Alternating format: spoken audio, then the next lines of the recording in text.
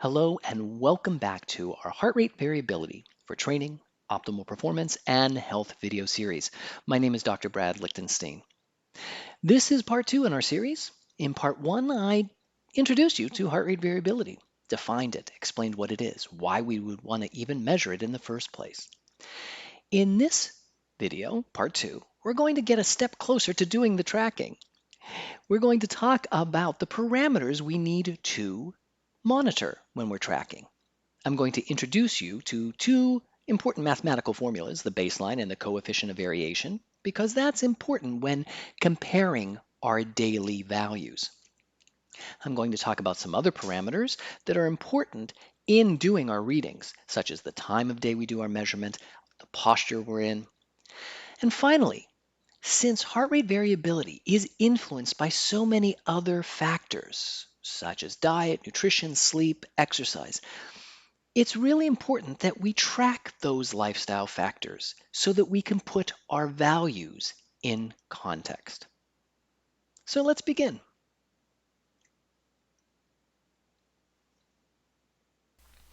Hopefully you're already thinking about the rationale for tracking HRV through wearables and apps. At the most simplistic level, an increase in HRV indicates an increase in parasympathetic activity, and that suggests a decrease in stress, whether it's psycho-emotional or physical. Or it might suggest an improved tolerance to stress, a greater resiliency, an improved ability to handle stress. On the flip side, a decrease in HRV indicates parasympathetic activity has been inhibited, and the individual is dealing with greater amounts of stress or is less able to tolerate and manage stress. When the sympathetic nervous system is overactive, we see overall reduction in time and frequency domains. When someone is dealing with cardiovascular disease or any other condition in which they are decompensated, a lack of resiliency means that the nervous system is not flexible or responsive, so there will be less variability in the heart rate. When evaluating frequency domains, I want to reiterate to all of those who focus primarily on HRV biofeedback training, which emphasizes training an individual to breathe at their resonant frequency, somewhere in the range of 6 breaths per minute. When one does this, you will see an increase in low frequency power, particularly around 0.1 hertz, and a decrease in overall high frequency power. Now, when we are talking about non-paced breathing, non-training conditions, however, increased high frequency suggests greater resiliency and health, and a decrease in high frequency suggests poor health outcomes, as well as an increase in low frequency at rest suggests poorer health outcomes. So when it comes to HRV monitoring and measurement with most apps out on the market, the measurements and readings are to be taken while breathing normally. And I'll talk more about that in just a moment. I would also like everyone to keep in mind that during exercise, heart rate variability drops appreciably, and low frequency power can increase in comparison to high frequency, or they both can decrease. Remember that while you are exercising, you are in a state of sympathetic dominance, which elevates your heart rate, causing your variability to drop. This is what happens during exercise. What we will see is that athletes and trainers can use HRV monitoring to detect how well they recover post-exercise. When someone increases their intensity of their workouts, increases their training duration or training load, these heavy sessions move the nervous system to a greater sympathetic state, and that can last from 24 to 48 hours. If the person fails to recover, their HRV measurements drop, and you'll see a reduction in a time domain such as root mean squared of successive differences, or a decrease in both LF and specifically HF domains. Many athletes monitor their recovery and vagal tone by evaluating their heart rate recovery, or HRR. Now, this is not heart rate variability, it's just a flat measurement of heart rate. As I mentioned, during sympathetic dominance of exercise, your heart rate goes up. That's a given. However, to learn more about one's recovery in response to exercise, you can compare the difference between your heart rate immediately following a very intense exercise, something that you do for 5 minutes at a steady pace, typically without exceeding 80% of your maximum heart rate, and comparing that to no exercise, which is typically measured maybe about 2 minutes later while breathing normally, maybe through your nose. I'll say this once again, this is not a measurement of heart rate variability, but of heart rate, which most health monitors, Fitbits, etc., are capable of doing. For the athlete, HRV monitoring is one useful non-invasive method to determine overtraining. As I repeatedly say, one measurement alone should never be used to make determinations about one's health, well-being, or fitness level. So, when you look at this list here, these factors all influence HRV. So many of the apps I will be discussing in a moment have people rate, either on a numeric or visual analog scale, each of these areas, because they can contribute to changes in HRV, or they can be indications of overtraining.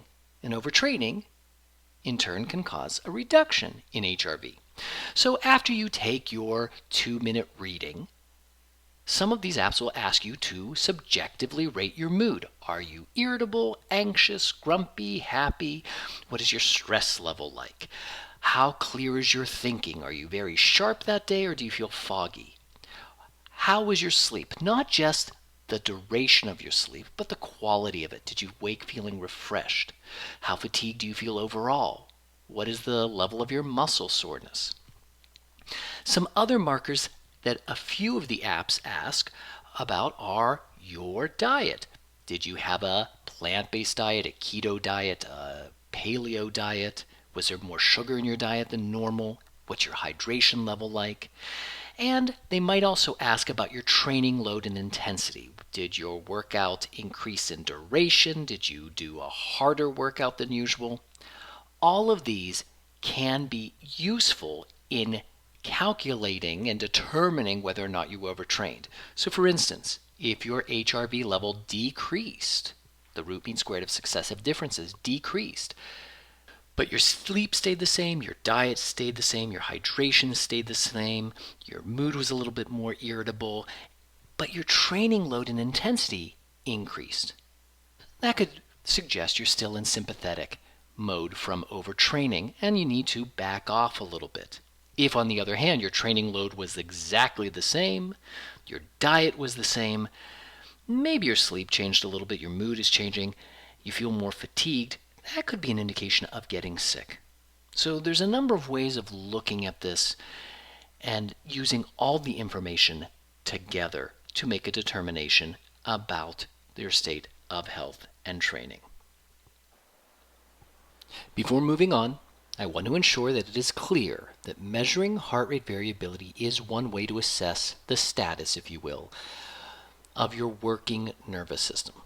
Specifically, a lower heart rate variability, especially if the time domain of root mean squared of successive differences or the frequency domain of high frequency and low frequency are used, suggests that vagal tone is decreased and that sympathetic nervous system has more of a dominant role. This unfortunately cannot tell you the cause of this change, and that's the reason context is so vital. So what does that mean for those of us interested in measuring HRV?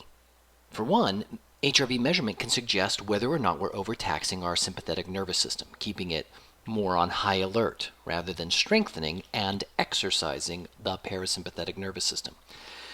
HRV measurements may be able to indicate whether or not a specific diet or nutritional regime is optimal for you. For some, this may be a stretch, but think about it this way. If you consume foods and substances to which you are allergic, your mast cells produce histamine and serotonin, both of which stimulate the breathing drive, causing you to breathe faster. But it also speeds up your heart, and in turn decreases your heart rate variability measurements. And I will talk about one app that has a program for this just in a moment. If this thinking is correct, the same could be applied to any treatment. If the treatment is creating greater health, we would expect to see an increase in heart rate variability measurements. This is why it's very useful to know about the influences such as medications, nutritional supplements, herbal medicines, sleep, alcohol, etc., what those influences have on your heart rate and your heart rate variability. Now, some research is available, but it is far from comprehensive. And still, daily monitoring might be one way to assess health outcomes. Finally, it can give an indication as to whether your daily lifestyle routines are helping or hindering. And it may not be the activity itself, but how you orient to and engage with the activity. Like take meditation. For instance, if meditation is done with anxiety about getting it right, about needing to do it a certain way or you won't be healthy, then what you're really practicing in that moment is mobilization of the sympathetic system. Then your 20 minutes of meditation might not show an expected increase in heart rate variability over time. These are all things to consider. For what purpose are you measuring heart rate variability? Now, once we've determined that this is something we want to do, we want to measure it, let's talk about how to do it. Here's a list of parameters that you need to keep in mind. The key here with all of this is consistency. Consistency is key. So we're going to talk about baselines and trends, time of day that you're measuring it, the position or posture that you're in, how are you breathing, and the length of time for measuring. The reason for consistency is that the more you can reduce any confounding influences, such as physical activity or movement, maybe even alcohol, caffeine, social media use, the more you can limit those or keep them consistent, then the clearer your reading will be. So let's talk about baseline. In order for any HRV measurement to be of any use, a baseline is needed to be established. To establish a baseline, a number of daily readings need to be obtained. Now, the different apps that I'm going to show you in a moment all have different number of requirements for their daily readings that they use in order to create a baseline. After a predetermined number of HRV measurements are recorded, the average, the mean, is calculated to give you your baseline. Daily readings can now be compared to the baseline to determine whether or not it is within normal range. Now, the coefficient of variation, on the other hand, is the amount of variability in your baseline HRV value. This coefficient of variation is calculated as the standard deviation of your heart rate variability measurements, such as your root mean squared of successive differences, divided by the baseline or mean HRV values. Since that number is really hard to read, it is often expressed as a percentage, so it's often multiplied by 100, and that seems to make it easier for people to understand. So the coefficient of variation of heart rate variability provides an indication of how much change is occurring in your heart rate variability day to day. Now, researchers have debated the significance of the CV change. Most authors suggest that an increase indicates overtraining in athletes, and that's due to the fact that a greater variation from your baseline, means a lack of stability or lack of adaptability, whereas a decrease in coefficient of variation in HRV might suggest better adaptation. Since context is everything, never rely just on your HRV score or your coefficient of variation values alone. Evaluate both, and that will give you greater insight into the nervous system responses. The important point here is with baseline and CV is that you want to look at trends. We're looking at trends. So time of day. When should you measure this? Again, the key here is consistency. You cannot compare measurements obtained in the morning with those compared taken in the afternoon or even during the evening. Or, as some of my apps and wearables will do, when you're sleeping. The absolute value of HRV for each of those times will be different. Now, many of the apps that I'm going to review recommend measuring HRV first thing in the morning upon waking. Now, two of the wearables I mentioned, the Oura Ring and the Whoop Strap, are designed to track sleep, so they also measure HRV while you're asleep, and that's going to probably be when your HRV is the lowest. But again, if you are trying to track changes in your health, you need to be consistent. So it could be when you're sleeping or first thing when you're waking up. Now, breathing. When it comes to daily HRV monitoring and tracking to assess your nervous system, manufacturers of apps and wearables continually emphasize, I'm going to say it once again, the necessity of consistency. Since breathing is one of the strongest influences on short-term HRV measurements by increasing vagal tone, a debate in the literature regarding the need for paced breathing while doing these measurements for consistency's sake abounds. However, if you do pace your breathing while measuring your HRV, the argument goes that your measurement will be more reliable and more importantly, repeatable. Most of these apps, it should be noted, pace one's breathing anywhere from 7.5 breaths per minute to higher. Now, many advocates in the paced breathing camp believe that pacing your breath allows you to be consistent over time. The counter argument to this, however, is that if you pace your breathing, you might miss some of the health changes that result from either improvement or decompensation in your cardiovascular and respiratory health. For example, take an athlete whose breathing is improving because of their continual training. They might show an improvement in HRV when they breathe at their normal unpaced rate, but if you keep pacing them, it might not show that change. Or conversely, someone engaged in lifestyle behaviors, such as smoking, who subsequently have their resting breathing rate decompensated, and that in turn will impact their HRV reading by lowering it, you might miss this if you're having people pace their breathing. If you breathe artificially slowly, if you breathe around 6 breaths per minute during your daily HRV reading, it can skew the results to show your HRV is higher than it actually would be in your natural breathing state. Because of this, paced breathing during a readiness or daily measurement is not recommended by some manufacturers and apps. Still, for consistency's sake, paced breathing around 7.5 breaths per minute or higher is recommended by others.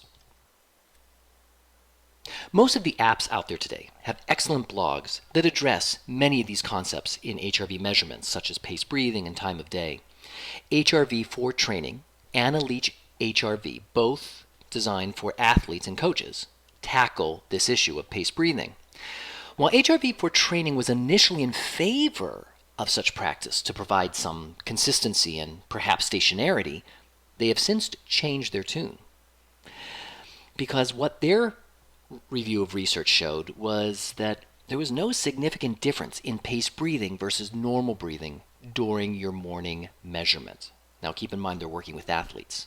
So since they are dealing with athletes, any paced rate chosen would be arbitrary. While the average adult does breathe between 12 and 18 breaths per minute, as a biofeedback practitioner and breath worker, I can tell you that most of my patients find that over time with training, the resting breathing rate changes. Indeed, it slows down.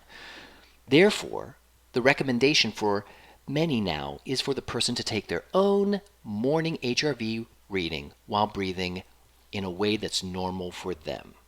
Personally, as a meditator and biofeedback practitioner, as I said, and I've practiced paced breathing for over a decade now, and I've done meditation for several decades now, whenever I sit down to measure my HRV, I automatically slow down my breathing, which is not an accurate measurement of my normal resting respiration rate.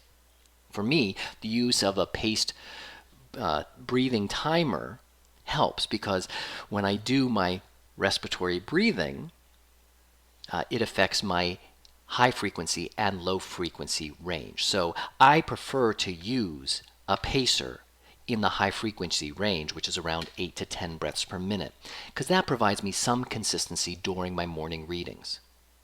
However, as I will talk about with wearables like Whoop and Aura Ring that track HRV at night, I prefer this method because it uses the root mean squared of successive differences from, well, the Whoop uses the first 5 minutes of your deepest sleep period, or your slow wave sleep stage.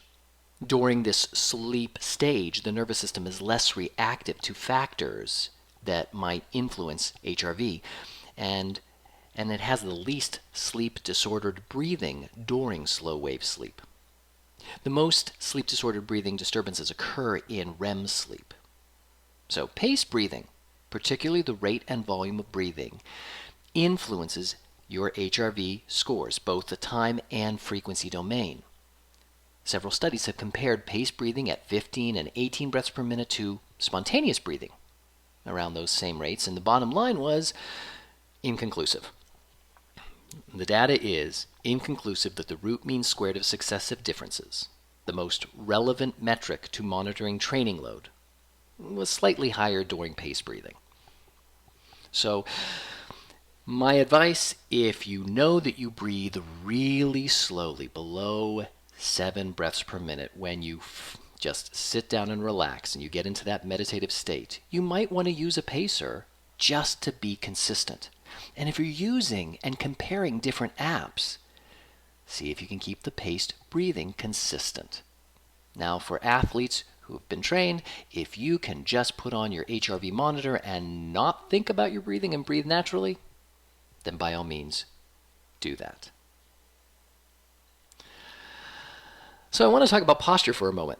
The main thing I'm going to say about posture, because HRV changes, heart rate changes in each of these postures as well, lying down, sitting, standing, and even squatting, because all of those could be done. Whatever you do, be consistent. Many of the apps that recommend first morning reading suggest you do it while lying down in bed. I just recommend whatever you do, be consistent. So let's start to take a look at some of the HRV apps and wearables that are currently out on the market. This is far from an exhaustive list, but it gives you some idea of how to use these apps for your own benefit. As I've said, majority of the apps are designed for athletes.